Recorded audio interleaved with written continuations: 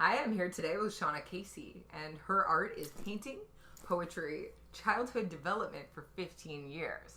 She has anxiety, food phobia, and has successfully overcome depression. Like, but is no laughing matter, but still. Hey, I won. She got it. So, Shauna, what inspires your art? Okay, so hard for me to totally answer that question because That's fair. based on colors that I see, people that I meet, music I listen to, and feelings I have. Is basically what inspires me to do it. I don't know why I started, but I began basically just building colors on a piece of paper, and from there it turned into abstract and different line drawings, and developed into some nice poetry too. Oh, nice. So, how did you overcome your diagnosis with memory deficit, but also depression, anxiety, and food phobias? So we'll start off with, I guess, memory deficit. I still face it every day. Even being solely a kindergarten teacher, it's something that I face. It's something I can't really describe because it's just kind of all these things. If there's too many things in the way, I can't really figure something out. Putting things in order is difficult for me, organization skills. But working with young children has actually allowed me to see some of the ways that they learn are actually the ways that I learn too. So I kind of overcame that because I said, you know what, everybody learns in different ways. And I think that was easy for me to actually understand. And at the art school that I went to, I found a lot of artists actually suffer from memory deficit. Nice. Yeah. And as for depression, how did you overcome that? That started at a very early age. Being, I don't know, a social butterfly, but really kind of introverted and afraid of things, and I didn't really have the courage, I guess. And I think my mom got me through that in my young years and developed and made me understand that I was a beautiful person and that, you know, I could do anything I really wanted to do. And she made me believe that, and therefore I believed in myself. But then later on in my future, I met some people that kind of saw that brilliance that had been created by myself and people that helped me, and they kind of cut me down a lot. And I always wanted to help them, even though they would chop me down. I still wanted to help them, and I didn't realize how much they were hurting me. And then I suffered and went immediately back into that dark hole and tried to hurt myself. Went to a hospital. Got a lot of training there. Met a lot of crazy people. Me being one of them. My father enjoying all of this. But I was able to get out of there. I was asked to go to a day hospital. I did that to kind of get my grounding and get things back, and realize that I was actually kind of still here because I kind of thought I was still dead. Kind of scary to go through that. But basically, what I learned from the hospital was that, you know, you're here, you're on the ground physically. Affirmations helped me, self-meditation, self-guiding, and just knowing that out of this circumstance only good things will come is how I went through that. My food allergy is still quite scary. I'm trying my best to get over that. It's a raw allergy to fruits and vegetables, so I do survive on a lot of meat, even though I don't want to hurt the animals. Yeah, it's pretty complex. I have a lot of problems, but I don't want to eat you. But I have to. I have an allergy. Yeah, so I think I answered some of those questions. Yeah, for sure. How do you deal with anxiety? Anxiety? It's called a pill. No, I'm just kidding. Hey. Occasionally, I have to be honest, in all the years, I had not been taking anything for the anxiety, but I did have a major panic attack at work. A coworker was able to pick me up off the ground and help me out. I think that was part of smoking a cigarette when I was trying to quit too, so that's not helpful. But I decided to go on just a daily anxiety pill, and that helped me out. But what was the question? How'd you overcome anxiety? Yeah, okay, so I already answered it, but I guess I do rely on that pill when things are really, really bad. Yeah. Do the children help?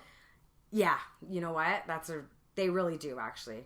Yeah. Yeah. I kind of wanted to stay there, actually, and not leave.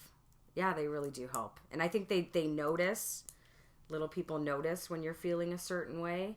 Aww. And they definitely help me. And working with my coworker who suffers from major depression and anxiety, it sounds like it would be a downfall. It's actually the most helpful thing. Yeah? Yeah. Working with somebody who understands the way I feel.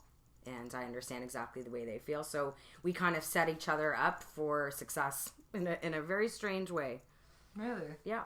Well, that's good to know that you can build people on your side and on your team, even if they're little people.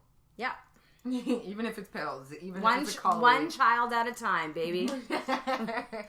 Shout out those children. So how do you stay neutral? How do you stay sane? What practices do you use? I think the affirmations work the best for me. Cool. Definitely talking myself through problems, putting myself in other people's shoes. Definitely. I guess, I don't know if this is a word mantra, but I have a little elephant in my car that I kind of rub its ear when I need some help. Might be talking to God, or perhaps I might be talking to animals that have passed recently that were in my family. But those small things help me. Basically, just talking myself through it and talking to whoever might be up there or anywhere, or somebody who's listening. Yeah, even though it's a wooden little elephant. Channeling. You can slowly see its ear decaying from me rubbing it continually when I'm driving. Works. Yeah. Whatever works. Whatever works, right?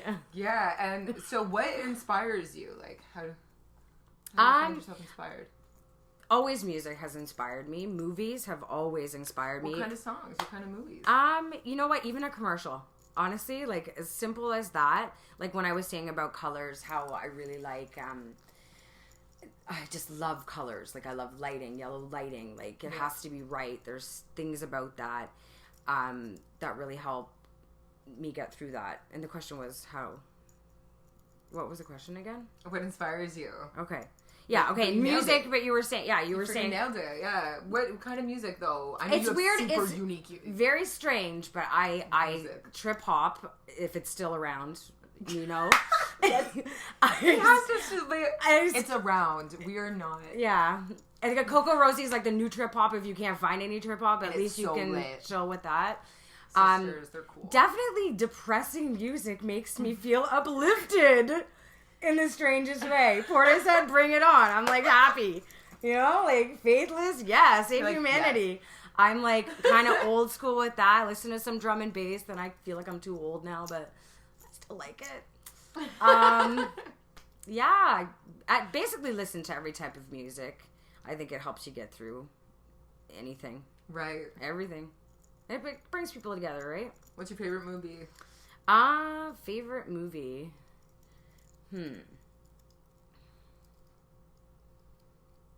I don't know. It's too hard. There's so many, and because of my memory deficit, this is okay. This is actually happening right now. Coraline. Okay, Coraline. Coraline is one of my favorite movies. Mm-hmm. Hackers used to be when I was like a little kid. Really? Yeah, Hackers? I loved Hackers. I have to admit it. Okay. Blue is the warmest color. Oh my god, definitely a good one. Yeah. There's a movie with Robert Williams. And it's about depression and stuff. It's not What Dreams May Come, but I have to get back if I ever come back and do another interview with you. I'd have to figure out the name of that movie. It's like he has dreams. It's very, very surreal. Actually, that's something that scares me. Dreams. Man, I have some bad dreams. Really? Yeah. Oh my god. Yeah. So I don't know what those mean. I think I broke my watch. Hey, we have proof. I'm so nervous that I've kinked it. I'm not sure we run this, but sorry, Mom. Sorry. Okay. Well, do you have any advice for somebody that's been in your shoes? Talk to someone. Good advice. Right? You always have to talk to someone. ask questions. Yep. If you don't something, you can't just sit around. If you don't know something, you have to ask. You know, you've got to raise your hand. You've got to put your hand out. You've got to scream. You've got to say something. You can't bottle it all up. And really, that is something that you have to do, is talk to somebody. And if no one's listening, just keep on talking. Don't give up. That's good advice. Right? Call the right person too. Sometimes you can talk to the wrong people. and I did that, and you see how I suffered for a little bit longer. Oh, well, thank you so much for being with us today. Thank you very much. I appreciate your wisdom so much. Yeah. And stay tuned for more artist interviews, because we're coming at you. Thank you. Thank you.